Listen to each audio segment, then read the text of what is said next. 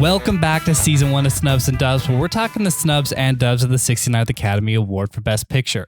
I'm your host, Kyle Tobiasen, and as always, I'm joined by my co-host, Jason Miller. Jason, how you doing today? Fired up. This is the dub. We've talked about a lot of snubs because all of the ones that we've discussed have not won the Best Picture award. Yeah. But this one has. We're here. This is the dub. It is that we've been building up to over the entire season.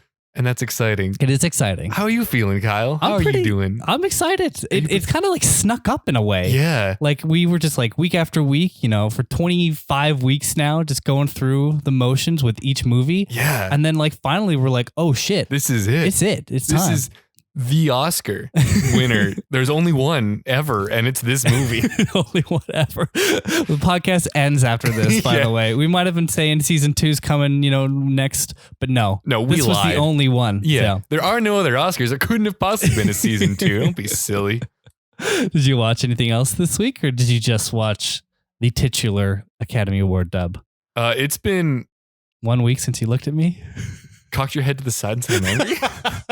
I have been the Scream Queen lately. Oh, nice. Because we watched Scream 5, aka Scream, in theaters the other day. Yep. And to get myself prepared for that, I watched Scream 2 and 3 and then started 4 and gave up at about 2 minutes. Not Scream 4's fault.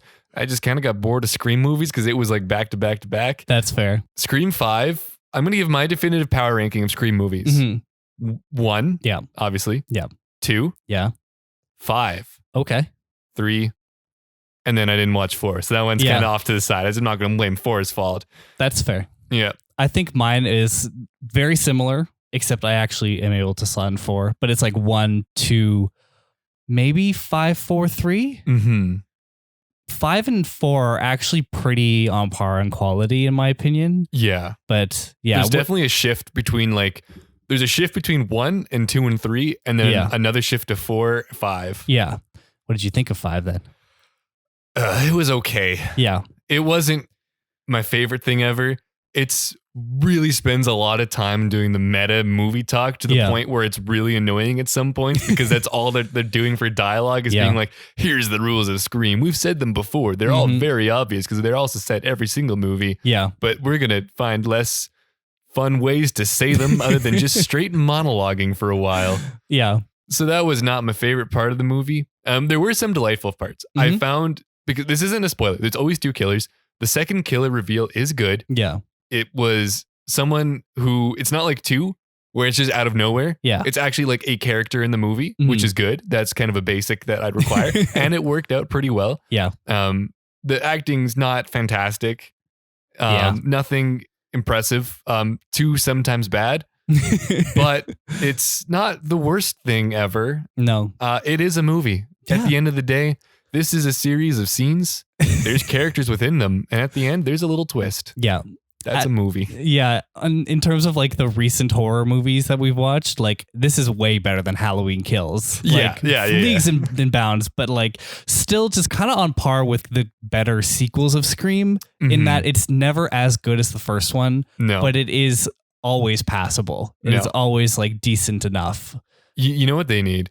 They need zanier characters because that works so well in Scream 1. Yeah. Is that half the characters are just batshit wild and don't really exist in the real world, and it makes it work. Yeah. They need Matthew Lillard to just come back. They'll find a way. Every single character is tied to the family. You can just bring Matthew Lillard back. No one's asking questions. Just do it. I would love to see him back too. I fucking love Matthew Lillard and shit. Who doesn't? Good. What a gem. You kind of cover what I had to say about it too. Like it is very fine. Yeah. And like the reveals are cool. I actually kind of expected one of them. The second one I wasn't necessarily surprised, but I was like, oh, yeah, it could have gone that way. It could have gone another way. Exactly. And like, even to when like the first killer is revealed, there's like still doubt as to who that second killer is, or if there even is a second killer, which, you know, there is a second killer. There's always 2. Yeah, there is. They're pretty explicit with that. Yeah. And so like, even like once the first one's out there, you still have that question while everyone's still in the house, like, who the second one is, which I thought was interesting.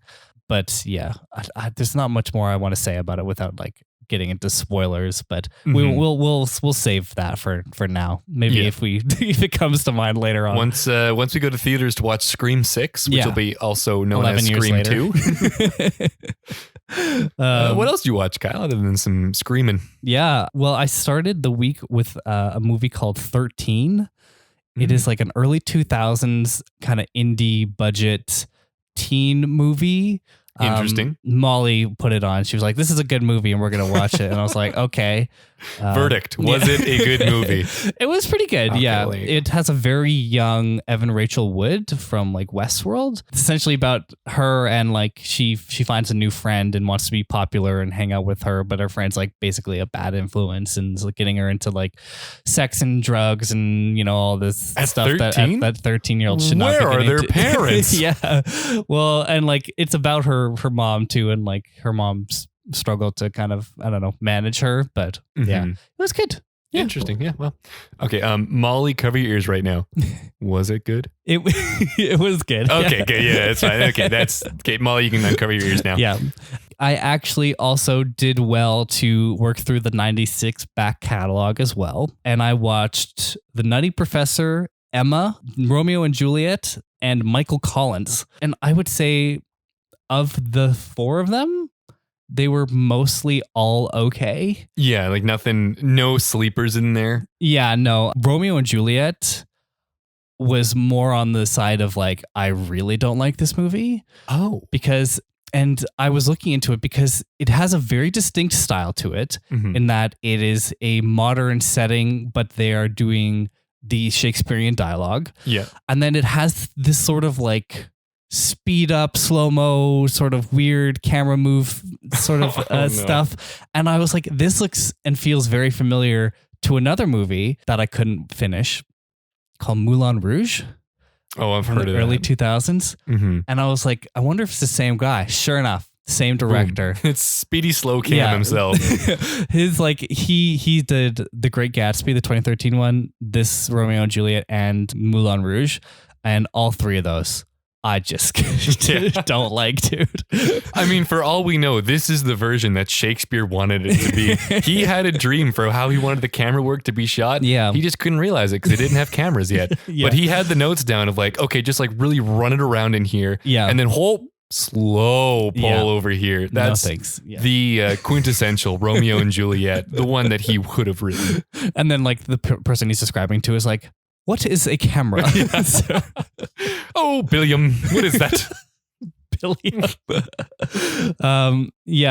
Michael Collins was okay too. And same with Emma. They were both like kind of middle of the road dramas. Mm-hmm. Michael Collins was probably a little bit better, mostly on the shoulders of Liam Neeson and Alan Rickman. Oh, I mean, that's kind of a power couple right there. But Emma with Gwyneth Paltrow didn't really work for me as much. Yeah. I kind of tuned out very often, so I don't think any of these were worth slotting into the season 1. What's the word? Schedule? Oh, there we go. Don't know how that escaped me so much. I was kind of confused. Like, what word could you be looking for there? Yeah. But I don't really have anything else interesting to add about any of those movies. It's been a week of meh films. Yeah. And that's okay. There's a lot of meh films around there. If you were to just spin a bottle and land on a film, it's probably average, statistically. Well, a lot of people didn't think that this film was average, so let's get into it. Oh, what a segue. Of course, season 1 of Snubs and Dubs has been covering the films from the year 1996 for 24 episodes. And finally, we're going to talk about The English Patient. Have you seen it before? No, I've definitely heard of this one before. Yeah. I thought it'd be a lot more doctory. There's a bit of doctoring going on. I assumed it would just be like Grey's Anatomy, like in a hospital style about doctors, because I didn't know anything about it. Yeah. It's not. Have you heard of it before or watched it before? I had definitely heard of it, but never watched it. It was always one of those where I heard that it was like maybe an undeserving Best Picture win. Yeah. But that I had never actually gone to watch because I had heard it was undeserving. I was excited to watch it for that very reason. And when we were picking this year as a season, I was like, okay, that'll be interesting because there's going to be some possibly some debate. Yeah. Some controversy. Mm-hmm. But we are in for an absolute whopper of an episode, boys and girls, because not only is this a long movie, but it's actually got a lot of behind the scenes stuff that I was able to discover about it. So let's just get in. And if you were interested in The English Patient or the book it was based on, I've included the links to the physical media related to it in the show notes. If you buy through those links, it'll help out our show. Or if you have any other Amazon shopping to do, follow our general link to help out our show in the process. Reminder that this is going to be a spoiler-filled conversation, so if you haven't seen The English Patient or read the book and you want to, please go ahead and do so. But without further ado, we're going to get into it. The sweeping expanses of the Sahara are the setting for a passionate love affair in this adaptation of Michael Ondaatje's novel. A badly burned man, Laszlo de Almasy, is tended to by a nurse, Hana, that's an easy name, in an Italian monastery near the end of World War II. His past is revealed through flashbacks involving a married Englishwoman and his work mapping the African landscape. Hana learns to heal her own scars as she helps the dying man. The English Patient is written and directed by Anthony Minghella, who unfortunately died in 2008. Did you read this? Oh, no, I didn't. He was only 54 years old. Oh, that's really sad. Yeah. That's too bad. It is based on The English Patient by Michael Ondaatje. Michael Ondaatje is actually really tied to Canada. Oh, really? Yeah. That's interesting. He was born in Sri Lanka, but then he moved to England before immigrating to Canada.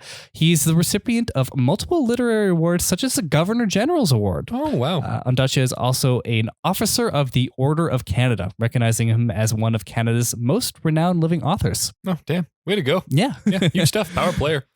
The English Patient stars Ralph Fiennes as Count Laszlo de Almasy, Juliette Binoche as Hana, Willem Dafoe as David Caravaggio, Kristin Scott Thomas as Catherine Clifton, Naveen Andrews as Lieutenant Kip Singh, and Colin Firth as everyone's favorite English dad. Also Jeffrey Clifton. It has a runtime of 162 minutes. Oomph. And it released on November 15th, 1996. Jason, what did you think of The English Patient? Every time I heard about The English Patient, I heard that it was kind of slow and not much happens, which I think set the bar low enough that I was actually quite into this movie. Okay. I had a good time watching it. It was like I found myself really immersed in the relationship and the story, even though like admittedly it's not that action packed. Yeah. There's not something crazy happening that catches your attention every second, but I felt in the world, and I think like it is a really good story in that way that I was invested in it. I wanted to see what happened to these people. I've heard of World War II. Curious how that was going to play out. So this was a informative, and I think it was actually a really solid movie. What did you think of it? I think it was definitely slow and methodical at points, but I didn't hate it as well. I maybe didn't like it as much as you're like leaning towards right now, but I definitely respected it. I was really hoping to kind of get swept up in it a little bit more, but I just couldn't really get into their romance so much because it was very, in such a slow movie, it did feel kind of rushed for them to like suddenly just start being together. There is a jump in there for sure, where they kind of leap from not being in a relationship to being in one with no in between, where they don't show any of that. So it's completely understandable. Yeah. And so I kind of wanted more of that, or at least more of like a flirtatious period before where they like really indicate that these two people are into each other. Yeah. Because the only indication that you really get is that Ralph Fiennes follows her into a market once, and she thinks it's kind of weird. And it is weird. It is weird. It's weird. Even he kind of thinks it's weird, probably. Yeah. He's not proud of that one. That's being caught liking a post from 5 months ago. That's the equivalent. But yeah, I can't say it was a bad movie, but I also don't really think it was anything that special. That's fair. It had like all the Oscar bait kind of feel. As soon as you start watching it, you know that they were going for one. They were going for broke, especially with like the 10,000 minute runtime. Like they wanted an Oscar. Yeah. And they pulled it out, I guess. I guess they did. Yeah. Well, let's just waste no more time. Let's get into this. There's a lot to get into. Yeah. So we'll get into it. We open with a slow pan over what is either cappuccino milk foam or sand dunes, while music fills the background with what closed captioning can only describe as woman humming. As a plane comes into focus, we can assume it's sand dunes below, but cappuccino foam never gets ruled out entirely. This plane carrying a woman and its male pilot gets shot down immediately, and the pilot gets engulfed in flames from the engine, which is a nice, cool, refreshing breeze from the desert heat. The plane is recovered by locals who rescue the incredibly burnt pilot and carry him to a safe cave-in where they take care of him and nurse him back to some health. Back in an Allied base, we join a nurse learning that Captain McGunn, whoever that is, had died yesterday, and which to her is an emotional bombshell that is only matched by the very physical bombshells that start dropping on the camp and force everyone to take cover. Flashing forward to specifically Italy, 1944, which you might recognize as around the end of World War II. Mm-hmm. The burnt pilot is being recorded in medical records as the English patient, and he's being asked basic questions of who he is and what he knows by a British officer that's in charge of this Allied camp. And he fails these questions miserably. Clearly no prep work went into this test at all, and the English patient claims he can't remember any details about his life other than a quick flex that he can speak a lot of languages. The convoy packs up, and the nurse from the earlier bombing is now taking care of the English patient on the convoy that is presumably heading back home with injured soldiers. The nurse, Hana, gets distracted by her friend Jan and a group of soldiers wanting to borrow a spot of cash on their way to the next town to hit the lace sails. Instead of a fire sale, their car goes up in fire and sails them across the road as that buggy of shoppers hits a landmine buried in the road. Hana runs past a team of delicate bomb diffusers shortly after the convoy comes to a rest to retrieve a pocket watch that formerly belonged to Jan. I guess since Hannah's not getting her money back, she might as well get some collateral. Hana decides to be left behind with the English patient in a monastery where the convoy had stopped, promising to catch up when he dies. Spoken like she's just going to pop down to tie her shoes, then catch up. No one expected him to last longer than like another hour or two. They're like, oh yeah, the wind's going to pick up in an hour. He won't make it. Hana spends some time readying up the place for their stay, and the English patient flips through an old book of his, written by Herodotus, and lets it crash to the floor when he sees mementos he had stored inside. We cut to the start of a memory sequence that will operate in tandem with the current events in Italy 1944. In this cutaway, a younger and less burnt English patient named Almasy is setting up fellow members of an expedition into Africa. These men and one woman, Catherine, who is married to the very recently arrived Geoffrey Clifton, are here for the National Geographic Society to take pictures, map geography, and document any discoveries along the way. That evening, in both timelines, Herodotus is read to the English patient by Hana and spoken to Almasy by Catherine. The story is about a man, Gyges, who watches a queen undress and is told by her to kill the king and marry her for this embarrassment, which he does. While this is going on, we see Almasy give Catherine the googly moogly eyes as he looks to want a little bit of that Gyges action with her himself. Yeah, this was pretty on the nose because obviously what basically they're describing kind of happens, except just without the ruling part. Yeah. Because he just wants to be with Catherine. Almasy wants to be with Catherine, and he's just willing to kind of do anything to be with her. But then, like, he doesn't really interfere in Jeffrey's life. No, he's kind of doing that, like, shitty misogynist thing where he wants to sleep with this man's wife, but the main thing holding him back is, like, the presence of the husband, because as soon as Jeffrey's gone, boom. He's in there. Game's on. Yeah, he's pants are off, game is on. Yeah. But because the husband's there, he's not making any move. A lot of this relationship is more like foreshadowed than developed. Like with this scene, they clearly like they kind of pan over, so it's just Almasy staring down Catherine as she delivers the story about Gyges. So you know exactly what's about to happen, but they don't spend a lot of time telling you why they're together. No. That's why I kind of missed the chemistry between them. Like they're just, I don't know, there wasn't a lot. The next morning, the English patient somehow hasn't died yet, and Hana runs into a Canadian man that was pilfering around Italy who gets sent to watch out for Hana and the patient by one of her nurse friends who was part of the convoy that had left. Caravaggio is his name, and unarming Italian resistance fighters is his game. Happy to take Willem Dafoe as an honorary Canadian for... Oh, baby, yes. Willem Dafoe. When has he ever done wrong?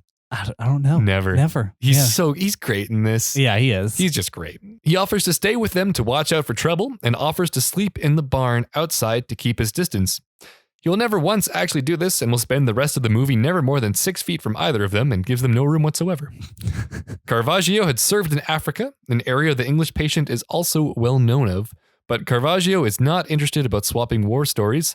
though he clearly seems to know the English patient well, as he uses his name and references Catherine Clifton to him. Back in Cairo, Almasy runs into Catherine and tries to offer her tips for bargaining in the city market. This pretty awful mansplaining attempt ends poorly. In mid-conversation, Catherine says, "Excuse me," and dips, which is honestly a great maneuver. She just doesn't want the conversation. He had said words to her and she says, "Excuse me." Yeah. And just pisses right off. Oh, respect the game.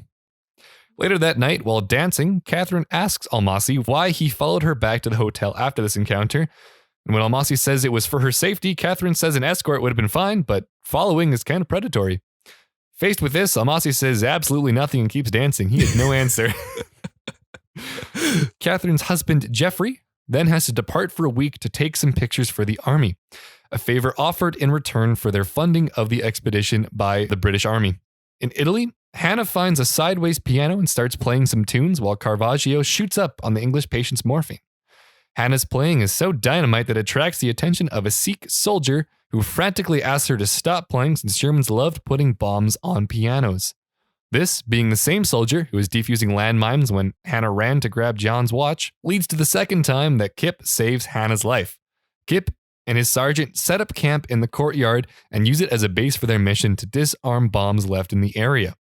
Switching back to pre-war Africa, and the expedition is making their way through the desert while Catherine and Almasy bicker in the car all the way to a massive historical find as they discover a cave covered in painted figures of swimmers and don it creatively, the swimmer's cave. Continuing on with their trek, the team dummies 2 cars on a sand dune and sustains some minor injuries to a couple people.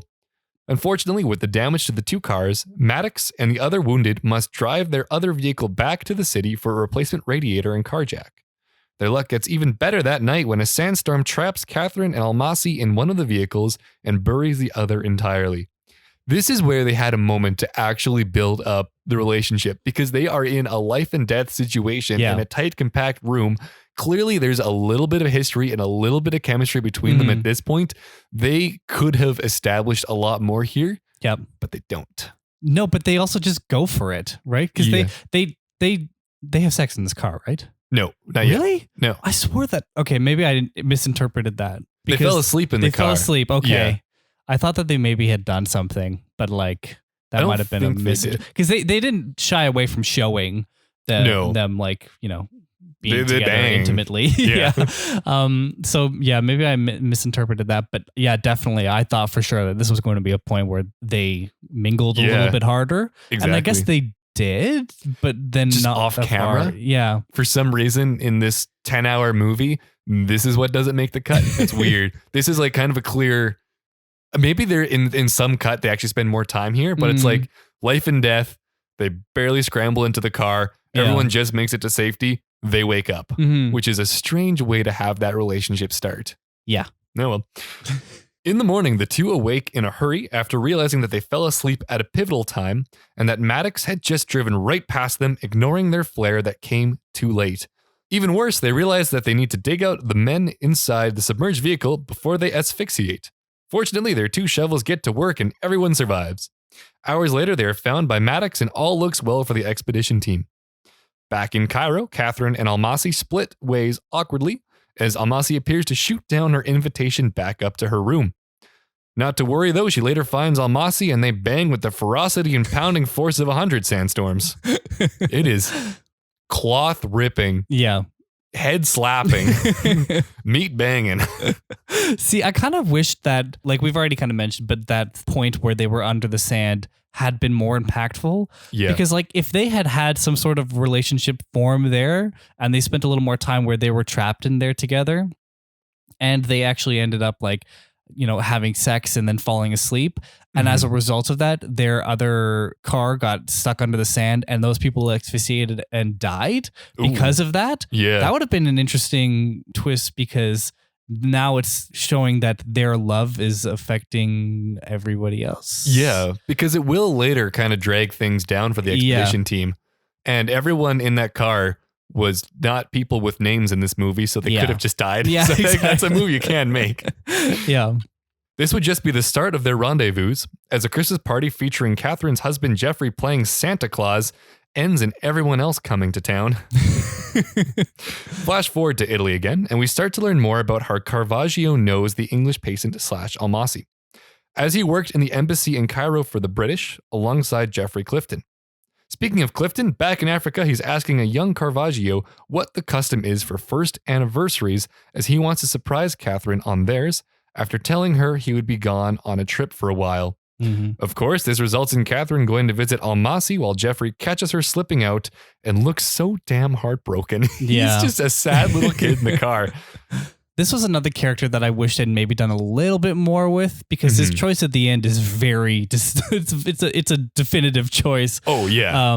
But like what they've set up is that he probably really loved Catherine for a very long period of time. They were friends, quote friends, for a long time before he eventually asked her just to marry him. And now they've only at that point had only been together for 1 year, despite having known each other for so long.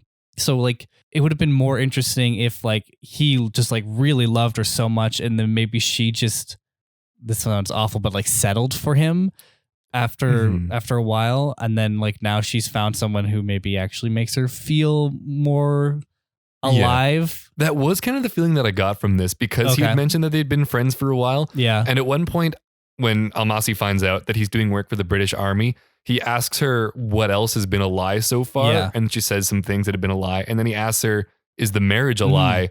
And she hesitates for like a palpable amount of time. Yeah. Where if I had asked my girlfriend, or if someone had asked my girlfriend if she's dating me and she waited that long, would there be trouble? I'd be a little worried. Yeah. So I think like it's kind of hinted at, but they could have definitely given Geoffrey a more concrete place in this world, because he has a very small role. He does. As the cuckolded husband who then later just bombs the shit out of the ground trying to kill them all. That does kind of come out of nowhere. And they could have definitely established him and the hurt that Catherine had done to him a bit more. Yeah, for sure. Catherine spends the night at Almasy's, and in the morning the two go shopping in Cairo, where Almasy buys her a thimble of saffron. This whole time, I guess Geoffrey's just waiting in the same cab crying about it. So we cut back to him watching Catherine return home from the same viewpoint with the same cab driver. Yeah, I didn't think follow her. Yeah, like he didn't think that at all. There. Oh my goodness. He's like, leave the meter running. I'm just going to be crying here for a while. Back in Italy, Caravaggio is testing out the English patient's encyclopedic knowledge from music, while Hana goes and flirts with Kip, giving him some olive oil for his long, luscious locks. Upstairs, the English patient asks to know what Caravaggio is hiding under his fingerless gloves that he's always wearing. Caravaggio pulls them up to reveal that under his fingerless gloves is 2 thumbless hands, and flashes back to a war-torn Cairo recently taken over by the Germans. Caravaggio remains stationed here as a spy, but is found very quickly and detained. Through very illegal torture methods, the Germans liberate his thumbs from his hands, but don't get any information from the steely Canadian, who seems to just not know anything useful more than not able to tell them, because he would love to give names if he could. He's asking for how many does he need? Yeah. Oh, sorry about that. Who you need to know about? You chopped off my thumbs, Harry. Hey, I can't shoot a hockey stick no more. Pre-war Cairo once again finds Maddox and Almasy discussing their impending recall before the war breaks out, and the interest the British have in their maps. Less interested in what Almasy has going on is Catherine, and she breaks things off with him, unable to continue cheating on her husband. She says that several dozen times is too many. I will only cheat on you for weeks at a time. Catherine does fear now that Joffrey has discovered their affair. He has, and like a long time ago. You do not pay enough attention to your husband. That night, Almasy shows up late to a dinner, but as late as he is, he's also that drunk and making an ass of himself in front of everyone. Yeah. Everyone at the dinner table immediately hates it, and he's told to behave. Later in the evening, Almasy confronts Catherine for dancing with another man and putting her hand on his collar, like she was cheating on him or something. The way Almasy was sleeping with her to cheat on her husband. That gets to the night and both go separate ways on truly atrocious terms.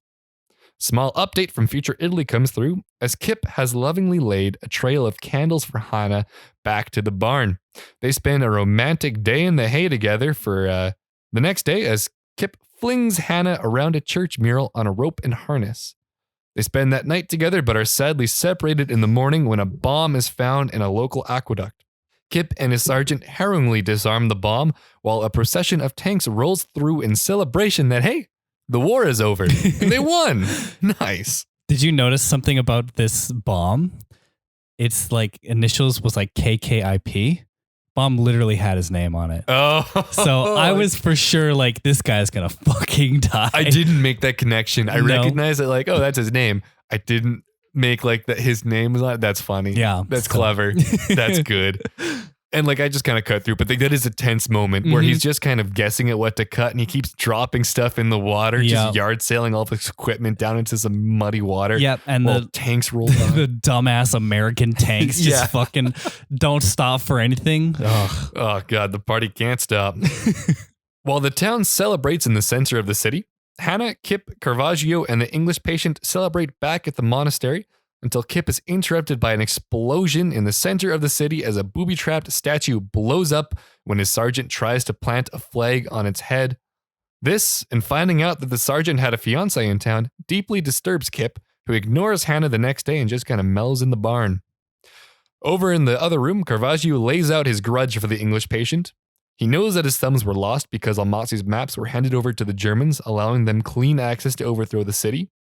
Caravaggio tells the English patient that Maddox had shot himself when he learned that Almasy was a spy, and asks if the English patient had killed the Cliftons, to which he responds, yeah, technically. I guess so. Yeah, kind of.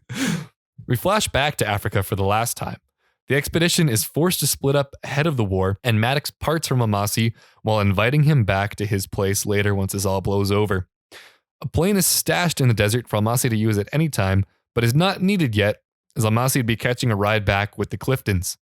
This particular Uber driver, though, has no intentions of picking up Almasy and instead tries to fly right into him to kill both them and Catherine for their adultery. He goes for the triple. Yeah, he really does. And like this, it felt so out of left field. It does. Because like you don't really see Jeffrey get that upset about it. No. You just see him sit in the car and be like, oh shit. I guess if anything, he's been very hands off with this. Yeah. And like even at the Christmas party when he like smells that like she's got a different scent on her that maybe is Almasy's and just other stuff leading up. Like I wish there was more sort of like a blow up. Yeah. And I think instead they went for that scene where they're at dinner and Almasy's drunk. And like that was just him making an ass of himself. Yeah. And Jeffrey doesn't, because Jeffrey was there, right? He doesn't do anything. No. And like, he doesn't say anything. And so I don't know. It was just, I just wish there was more conflict there. Or if like right before he went to pick up Almasy, he found out something to confirm his suspicions. Yeah. And that puts him over the edge in that moment. Instead of for some reason, this is how he planned it all out. Yeah. That he'd offer him a ride back and then just kill them all. Yeah. Because like also if you want him to be sort of like kind of a pathetic person where, you know, he really had to, I mean, I guess struggle in the friend zone for many years before finally getting Catherine. And now he's faced with this situation where like his wife's cheating on him with this man who's clearly a threat. Yeah. To have him like sort of maybe build up the confidence to try and say something or do something. But that's like a big thing for him. Yeah. Because he's not that confident of a person. But then you don't really get that. You just get the absence of anything happening until the very end when he's just like, well, if she can't only fuck one of us, she's gonna fuck none of us. She can only fuck one, she's fucking dying. But I mean, he tried to take them all out. Yeah. There was really no discerning who would live and die there. Yeah. It feels like they do have what I think like there is a way to get from A to B of everything that happened to the relationship, but too much happened off screen to really fully flesh it out. Which is so weird for a 162-minute movie to have stuff happen off screen. Like pretty critical stuff too. Weird. Yeah, well, dodging a plane proves not to be that hard, however, and Almasy is unhurt entirely in the collision that kills Jeffrey immediately and severely injures Catherine. Fortunately, the pickup spot was just outside Swimmer's Cave, where Almasy stashes Catherine, promising to return in 3 days with a car and a doctor. Sadly for all involved, that never happens, as after 3 days of walking, Almasy is arrested by British soldiers, believing him to be German, after he threatens violence if he can't steal a car. Honestly, I kind of get it. Yeah. On a prison transport train, Almasy is able to escape from the British and bargain with some German soldiers, his maps for their help in getting him to his plane. By the time he is able to fly to Catherine, she is already dead. We are brought full circle to Almasy flying her body out of the desert, only to get shot down before he makes it far. Which I actually thought was a cool subversion, because I thought that Like once we kind of saw that there was adultery going on, I thought that they were both living in that moment and that maybe they were trying to fly away and, live on their own. And so you get the nugget that they are going to be together right off the start. But then when it comes full circle and it reveals that she was actually dead before they even crashed down and hit the ground, like that was a unique surprise. That was something kind of fun. Yeah, it kind of brings back to that first scene, but in a whole new light. Although when I was first watching it, I kind of thought maybe the woman in the plane wasn't alive because when the whole thing's on fire, he doesn't care about her or do anything. Yeah. And I thought that was kind of weird. He just tries to like land the plane instead of like check or like screaming out her name or like trying to check on her. So I thought that was weird. Didn't think much of it. And then circling back, like, oh, she was dead. That's why that happened. But that is, I think that it was a fun way to bring it full circle for that story. Back in Italy, Caravaggio turns to the English patient and says, you know who has no thumbs, came here to kill you, but just isn't able to anymore? This guy. But he can't point at himself. The next day, both Caravaggio and Kip have to leave as their posts change with the winding down of the war, and Hana has to part with her love. This proves very hard for her and about medium hard for Kip as he rides off into the distance on his motorcycle. Left with no one else, Hana reads the last letters from Catherine to the English patient, who then asks her to inject him with enough morphine to kill him, which in his current state would be any amount of morphine. She puts him to bed for the last time, and in the morning, Caravaggio is back with her ride back to the convoy she had once left and to return home forever. The end. Nice. You crushed that. Good job. Thank you. That was the big hits. Yeah. I think enough. Yeah. I don't think you really missed anything though. Because no, I don't think so. Yeah, this is a very quintessential, like sweeping epic drama sort of thing. Oh yeah, in the desert, with the classic desert shots and big scenery and beautiful location. But then like the drama is kind of small scale. Yeah, like the points of conflict kind of just introduce like conversation and character building moments, and it's not like one long drawn out thing where a lot of plot points develop at once. It's kind of slowly done. I also found that this, like the storyline in Italy is kind of just interludes of the main story in Africa. They don't normally go through much. All that really happens there is they kind of just bring the story in Africa full circle and add some more details and kind of develop it that way. But it's not two equally critical stories. One's kind of just the way the other story's told. Yeah. In a way. But that's the English patient. That is 10,000 minutes right there.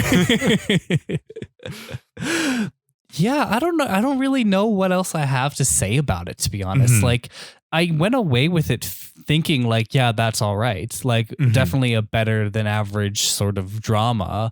But then it didn't really capture me with the like sort of, oh, this is clearly better than everything else that came out this year. Yeah. Obviously, that's, talk for next week. But then I wanted to be swept up in it more. I wanted it to blow me away, even with the shots, even with the cinematography.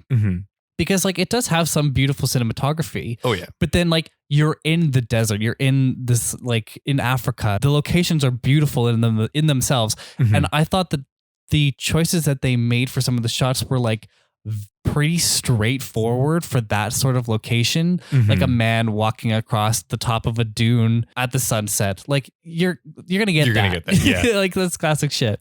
I found with this one, I don't even know what it particularly was that really had me in the story. Right. But even when I was kind of watching it through again to get the plot down, like I was still in there.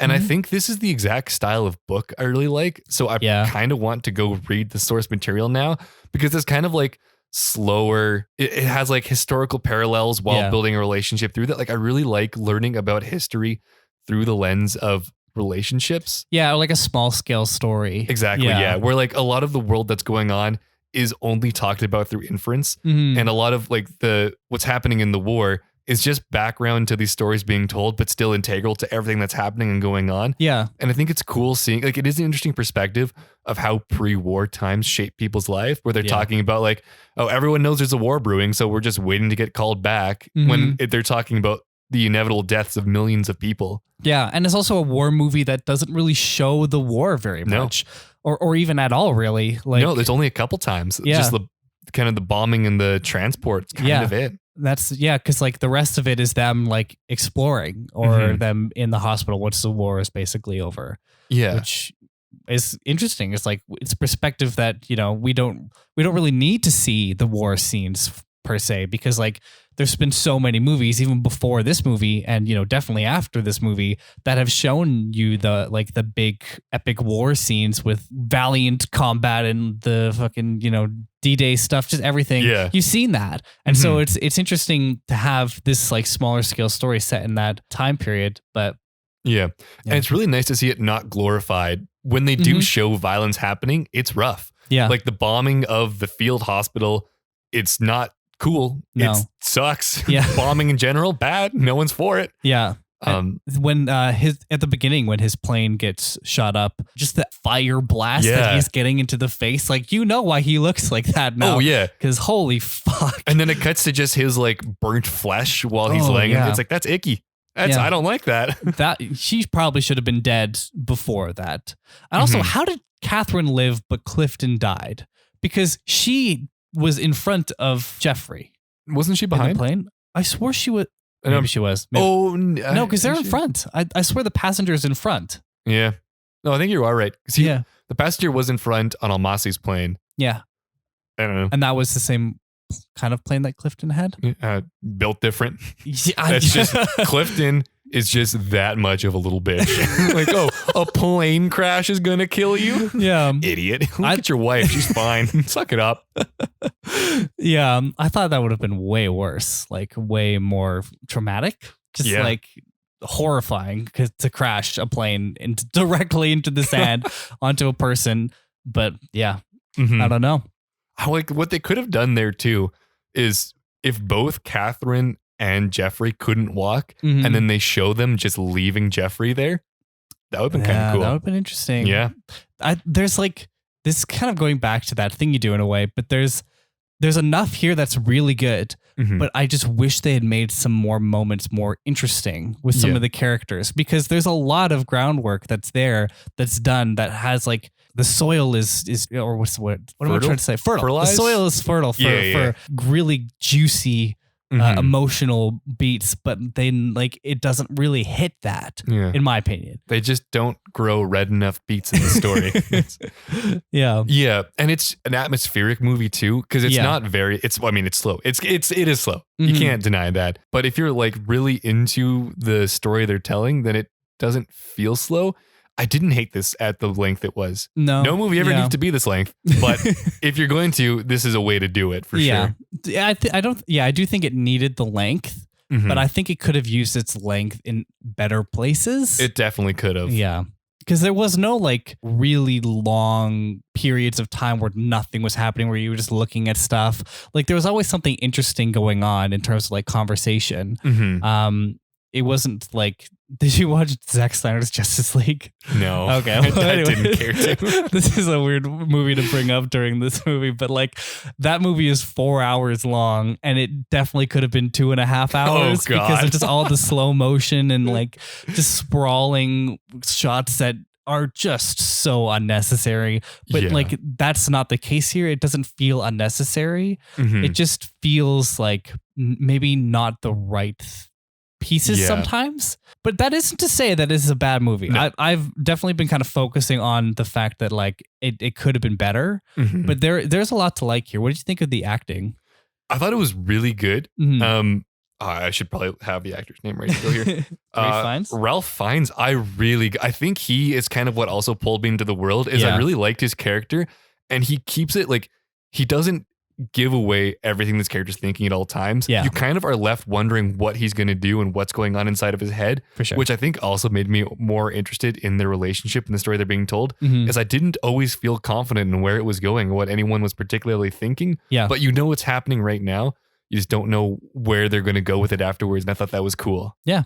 I think he did a good job too. I think actually all the acting was pretty on point. It was on point. No one really slacked. Yeah. I liked Kip. He seems like a nice guy. Obviously Willem Dafoe was really good in his like kind of a small role. I really liked his interrogation scene where like the desperation that he feels when like he's like, you know, do you want names? I got names. I can tell you some names. And like he just I fucking love him. He's so good. Oh God, yeah.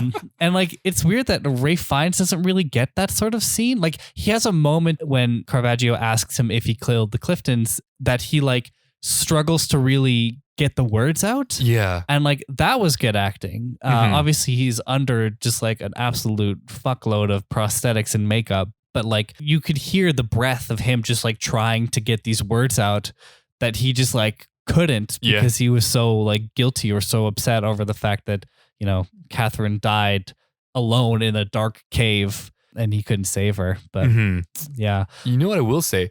I didn't really care that much about the Kip and Hana love story. I didn't either. I think you could have cut that out and spent more time on the real meat and bones relationship. Definitely. It was more interesting as a will they, won't they than they did and now he's gone. Yeah. Like, that's basically what happened. It was a fun conversation when they were like flirting with the idea. Like, oh, he looks at you or is he talking about you? Because you can see these people start to form like a small sort of family. I think there's 4 or 5 of them. Yeah. Well, 5-ish if you count the sergeant who does sometimes stay there, but like 4 people who actually matter to the story. Basically, yeah. And so like it was kind of interesting seeing their relationships form within the back and forth of like falling to the past and coming back to the future. But then like, yeah, I agree. I don't think that was very necessary. No. It did give us that cool scene of her going around and looking at the paintings, but that is also an unnecessary scene in terms of the plot. It's just a very pretty scene and a very kind of nice moment within this movie. But yeah, if you were to remake this, I think that sort of relationship didn't need to make the cuts or at least make it more interesting. I don't know.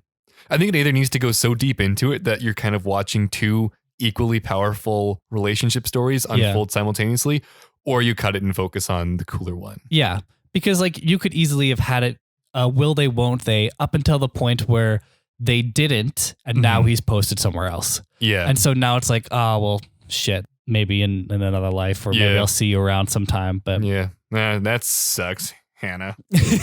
Losing a lot of friends. Everyone who does. There was like they mentioned a couple times that everyone that she loves or cares for dies. At least this time he only left. Yeah. Oh, I thought for sure he was dead when that bomb was when that bomb had his name on it and the fucking American tanks were just stomping towards it. I thought for sure this man's blowing up. Yeah, the real will they, won't they is that bomb and Kip.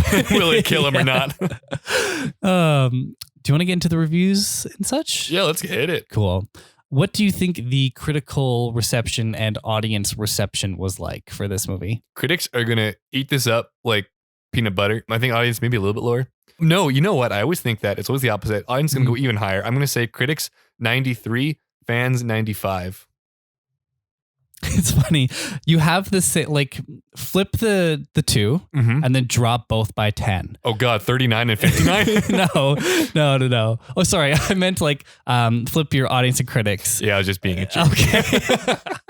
You motherfucker. 85 and 83? Yeah. Oh, okay. Yeah, 85 critics, 83 audiences. IMDb is a 7.4 and Metacritic is actually its highest with an 87. Wow. Which is something we don't see. No, normally Metacritic's usually lower, yeah. Yeah, normally they're a bit harsher in the Metacritic world. It did actually do quite well at the box office, though. On a budget of $35 million, it brought in $231 million worldwide. Ooh-wee, that's a lot of money. That was. It was $78.7 million domestically and $153 million internationally. So did well. It was 12th for the year. Yeah, that's pretty solid. So we are going to do our score, but we're not going to do our ranking. Well, that's a little niblet for later. We're going to hook you back to the finale. Yeah. You don't just get to know the final power rankings now. Yeah, because if we tell you right now, like it's going to be obvious what our choice is. Our choice might be obvious already by the fact that we haven't really glowed about this, maybe to the extent that we've glowed about other movies, but... No, but this is still can round out our top 20. It might make top 25. Yeah. What's your enjoyment of The English Patient?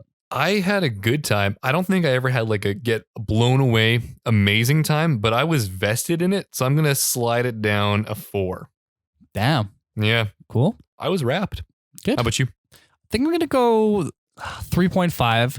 I was thinking about dangling this into a 3, but it definitely didn't lose me. And I think a 3 out of 5 probably would have lost me at points because like that's like I enjoyed maybe 60% of the movie. Yeah. Whereas I liked a little bit more than that of this. So yeah, 3.5.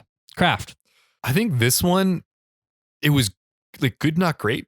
Nothing stood out. Nothing was really that incredible. It didn't seem like they went for any like particularly daring shots or incredible performances. So I'm thinking I'm giving this one just a 3. That's fair. Yeah. In my opinion. I was going to go with 3.5 again because like I agree. I don't think it really went out there to the extent that it deserved so much acclaim for everything. And that's part of the trouble with a retrospective look at something is because we will know like how well it was received in some of those areas like craft and what have you. Yeah. That probably puts perspective in our head like, oh, this is going to look beautiful. And, 25 years on, we've had like way like the way that cinema has advanced, like things are just way more beautiful now. Oh, yeah. But like, so maybe by comparison, like I wanted this to be bigger, more grand. Yeah. And it just wasn't. I still think there was a lot left on the table for the locations they were in, the story they were telling. Yeah. It's 2 love stories. You have a chance to make some really beautiful things. And even the scene where they had the candlelights leading her back to the barn. Yeah. It's nothing amazing. No. It's just kind of some candles on the ground. They could have made something really breathtaking there. Yeah. And then they just didn't. No. I feel like this is going to be a movie that's going to be remade in like 10 to 15 to 20 years. I think anytime. Yeah. I'd be ready. I'd be interested in watching it. Yeah. I would want to read the book first, I think, but I would want to watch a remake of this because there's probably a lot that can be done. Definitely. And I think there's some like changes that you can make, even if it's not in the source material, to make this a little bit more interesting. Definitely. But, execution. I think everything came together at a good execution. There was no blemishes on this that I could really find. Like it's very tight, if not incredible. But I think this is going to be for me a 4 in that they really told the story they wanted to tell. Maybe some things could be like, it can go to be a better movie if they make some changes, but I didn't have any problems with it. Yeah, I think I agree because the acting and the writing is quite good. Especially the acting, like no one misses here. Absolutely not. That's one strength that this movie really has. It definitely is long and it does stretch like with that romance bit a little bit. And there's some emotional stuff that happens off screen that I'm missing. So I'm kind of dangling between 3.5 and maybe even a 4. With the Willem Dafoe scene, I'll give it a 4 because like that acting was quite good. That was really good. The kind of the one chance they had to do something big, it is nailed. Yeah, for sure. Rewatchability. Here's the thing. This is a long movie. Yeah, this is a long rewatch. You can watch 2 James and the Giant Peaches while you're watching this movie. Yeah. And that is probably gonna hurt it. The fact that I don't. Yeah. When do I have the time to sit down and watch this again in this economy? Yeah. I'm going to give it, I think, a 3. Wow. I'm very open to rewatching it, but am I just going to throw it on myself? Probably not. Yeah. And that might even move it to 2.5. I'm going to put it to 2.5. All right, that's fair. I don't know if I'll ever watch this again. Yeah. It's so long. That's the thing is it's really long. And I kind of like, obviously you had to suffer through it twice to do the plot, but then like I was also kind of thinking about what I would feel about it on a second viewing, but I'm not sure. So yeah, I think I'm going to give it a 3.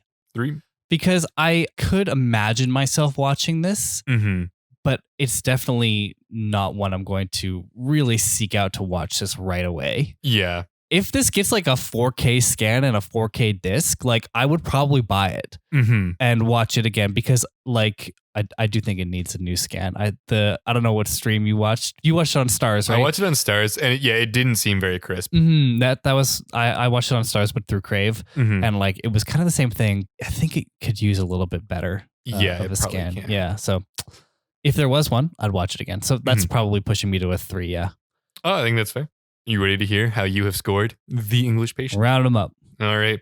Kyle, you have given this movie a 14 out of 20 for a 70%. I have given this a 13.5 for a 68%. Oh, wow. Yeah, kind of interesting. I came in more glowing about it than you did, but you rated it higher than I did. I think it's because it's another case of with that thing you do where I see the possibilities. Yeah. And I appreciate what's there, but there is definitely areas where I wanted more. Mm-hmm. And that's just like, I could say that's a slight against the movie. I think because it doesn't go far enough to at least my standards, but then that's my standards. And maybe I'm asking too much of this movie that is a Best Picture winner. But no, I think you can. This is the best. Yeah. This is the greatest movie to come out in 1996. Yeah. I think you can ask for a little more from it. Mm-hmm. Okay, well, we'll move on, but we are going to keep our rankings for next week. So look forward to that. Gives us a little more time to think about it too. Yeah, I don't know where I'm putting this movie yet. We'll move right into funny letterbox reviews then. I have 3 because I have found more in the interesting facts, and obviously it was busy at the Academy. So I got a 5-star by Jizz Monkey. I take his word as the final verdict on every movie. Jizz Monkey knows. So I think this requires a little bit of performance. The lines in this, they do read like poetry. They're so good, I could have written them myself. One more time, I'm sorry. The lines in this, they do read like poetry. They do be, yeah. They're so good, I think I could have written them myself. And now he's got a couple examples. In quotes, Mrs. Clifton, I believe you still have my book. Now get on your back. Here's another one. You still have sand in your hair. Now fuck me. A beautiful film full of love, compassion, and poetry. Jizz Monkey. That is so weird. Yep. Is this poking fun at some of the lines, or is something being so good he can write it a legitimate thing that he has written and believes in? I think it's like poetry. It's up to your interpretation. His review is like poetry. Yeah. Jesus. So good he could have written it himself. So. Okay, I got two stars. One by John. Is Colin Firth just available to play every English movie on Earth? Yeah. Sorry, play a role in every English movie on Earth. I think it's a requirement. It's like there's content rules where he has to be like 10%, or probably more than that, can't remember what it is. Yeah. Canadian content. For British, it's like all British movies have to be 10% Colin Firth. Another 2-star by Zach. You can call me the English impatient. I'm not even kidding. I was so scared this movie was never going to end. I mean, someone had to take it. Yeah. That was a good delivery of the impatient joke. Well done. Okay, moving right into the Academy Awards. It was decorated. That is for sure. Do you have a sense of like what it might have been nominated for outside of Best Picture? I don't think this is going to get anything for acting noms. This is probably going to get some cinematography, I'm going to assume. Mm-hmm. Maybe some score. Mm-hmm. Maybe some editing. Mm-hmm. That's all I can. Probably best adapted screenplay. Yeah, okay. You're actually hitting on a lot of them. So it was nominated for 12. Obviously, Best Picture. Yep. It was also nominated for Best Director, Best Actor in a Leading Role for Ralph Fiennes, Best Actress in a Leading Role for Kristin Scott Thomas, Best Actress in a Supporting Role for Juliette Binoche, Best Cinematography, Best Art Direction and Set Direction, Best Costume Design, Best Sound, Best Film Editing, and Best Music Original Dramatic Score, and Best Writing, a screenplay based on material previously produced or published, so Best Adapted Screenplay. It won 9 of those awards, including Best Picture, Best Director, Best Actress in a Supporting Role for Juliette Binoche. That was Hana, the nurse. Yep, I don't hate that. No, I don't either. Surprised by it, though. Best Cinematography, Best Art Direction, Set Direction, Best Costume Design, Best Sound, Best Film Editing, and Best Music Original Dramatic Score. The only 3 that it lost was Best Actor, Best Actress, and Best Adapted Screenplay. Yeah. I hate what it lost, Best Adapted Screenplay too, but I guess that makes sense. I was surprised there were so many acting nominations in there. It wasn't anything that really stood out to me as worthy of a nomination, especially for a win. That's pretty crazy, but she did well in the role. Yeah, she did. Happy for her. Good work. Be interesting to talk about that one when we do our finale, because I think they're is some other interesting choices. Oh, I got a list. Other notable awards. It was nominated for 13 BAFTAs and won 6. It also won the award for film music, best film, best adapted screenplay, best performance by an actress in a supporting role, best cinematography, and best editing. It also was nominated for 7 Golden Globes and won 2, including best motion picture drama and best original score. A lot of acclaim for the score so far. Yeah. In fact, it won a Grammy for Best Instrumental Composition Written for a Motion Picture or Television. Overall, the movie won 66 awards. Dang. Yeah. That's The English Patient cleaning up. Does any of that surprise you? Pretty much just the acting ones. I didn't think that. I'm a little surprised that they got the nominations, but I'm not shocked by anything else. That all kind of checks out for what I thought it would do. I have an interesting fact about the editing, because it was the first digitally edited movie to win an Academy Award for Best Film Editing. This was by Walter Murch. Murch began editing this movie mechanically, so that's like actually going through and cutting and splicing the film together, but then switched to the Avid system after his son suffered a medical emergency so that he could work from his house while his son recovered. Murch writes about this experience in his book, In the Blink of an Eye. Oh, wow. That's actually a pretty crazy story. Yeah. Damn. Well, I got a lot more interesting facts, so I'll just jump into them here. Ralph Fiennes' burn makeup took 5 hours to apply every day. Oh my God. Fiennes insisted that the full body makeup be applied even for scenes where only his head would be filmed. To compare, I actually had to look this up. This wasn't part of the fact that was on IMDb, but I thought it was an interesting comparison. When he played Lord Voldemort, the makeup only took 2 hours. The nose was CGI though, so this guy's got patience. Yeah. The English Patient. Yeah. That actually is shocking that took 5 hours to do every single day. I wasn't like super blown away by it, but also like it was a while ago. It's not as high definition, so probably maybe some of the talent and skill that went into that makeup got lost in the filming. But when I saw that, I was like, eh. Was especially like, I don't know if this is maybe a more modern thing now, but you usually would make like a mold of their head, and then create the prosthetic that would just go over their face, and then I don't know, maybe touch it up with makeup afterwards. But were you like literally putting on like, I don't know, putty and shit onto his face every day to like make him look like that? Yeah, I guess. I don't know. I don't know what the technology was at the time. Yeah. Ralph Fiennes' burnt head and makeup had not only to be medically accurate, but also had to subtly reflect map making and cartography, one of the movie's major themes. The Burns did? Yeah, the Burns had to reflect his map apparently. What? Yep. Okay. Well, definitely an interesting fact. Jesus. So the Germans who shot Almasy's plane down at the beginning of the movie were actually tourists that were roped into the production because they couldn't afford more extras.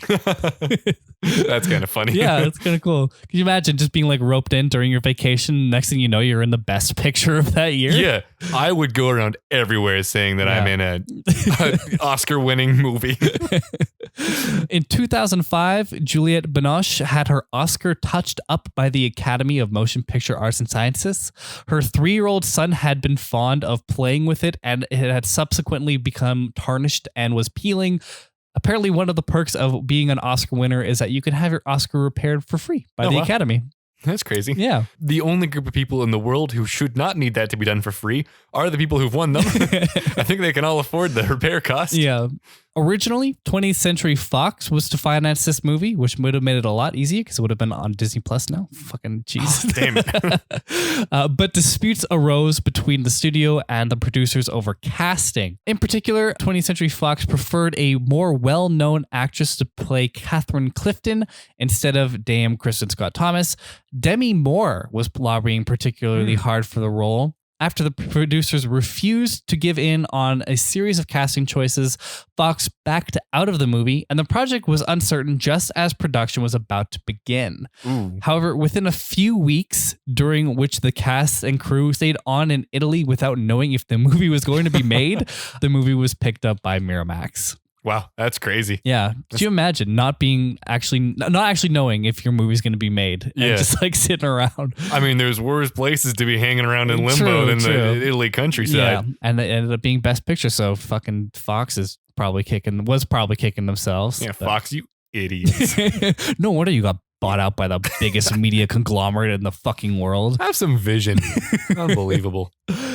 Bruce Willis was originally offered the role of David Caravaggio, but he was talked out of it by his agent. That's crazy. I can't imagine Bruce Willis in that. I don't know how that would have gone. He later admitted in interviews to regretting this decision to walk away. Sir Sean Connery was actively considered to play the part of also David Caravaggio before he backed out of the production.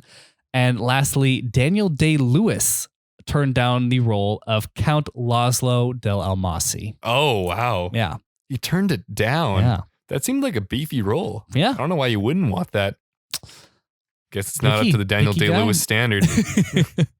Nah, he had to go do the fucking Crucible instead. Which, yeah, that worked out great for him. Daniel Day-Lewis, go join Fox. Smarten up. Well, do you have anything else to say about The English Patient? I am interested in reading the book, and that might make it onto a list of things that I would like to read. Cool. That, I think, is my takeaway from this. I enjoyed it. I kind of want to get more into it and see where it came from. Yeah. Get a taste of the mix. Totally fair. Yeah. How about you? No, I think that's good for me. I thought I was going to have more to say about it, but then it kind of just like ended up being fine. Yeah. Well, I want to thank you guys all for listening to season 1 of Snubs and Dubs. We're basically done. There's only one more. There's only the wrap up. This was the winner. This was episode 25. As always, you can find us everywhere on social media at Snubs and Dubs. That's on Instagram, Twitter, Facebook, Letterboxd, etc. We're also on Good Pods, so make sure to check us out there and join our official Discord. We would love to hear your guys' thoughts on The English Patient or on this episode, so please send us a tweet or a message with a question, recommendation, or anything else. I'm also at Kyle Tobiason on Twitter, and Jason is at Windy_Mills. Of course, all of those links are going to be in the show notes. Make sure to leave a 5-star review on Apple Podcasts or Spotify, then share the show, and check back next week for the season 1 finale. Oh my God. Today, we celebrate. Your job is just to sit there and look Independence Day. I can't focus. You got guns on the table. Naked woman. A beautiful girl. How about you lay that shield on this table? Walker guy. Like scary. What's your favorite scary? Make this decision once and for all. Daddy had his first stroke and make this decision. Baby, look at me. Look at me. Your money, you know what else? You're a big winner. You're a big winner. What do you want then? Your best. Losers always whine about their best. The tricks you never see. I won't let anyone destroy this earth. Provoke all men. Is an organ of fire. Season 1 is coming to a monumentous end next Monday. It's been quite a journey, and I can't wait for you guys to hear it. However, before that, you'll get one last bonus episode of the season. It is going to be covering the worst film of 1996. It's a really fun episode, so definitely don't miss that one. But thank you for listening. That's a wrap. Bye for now. Bye.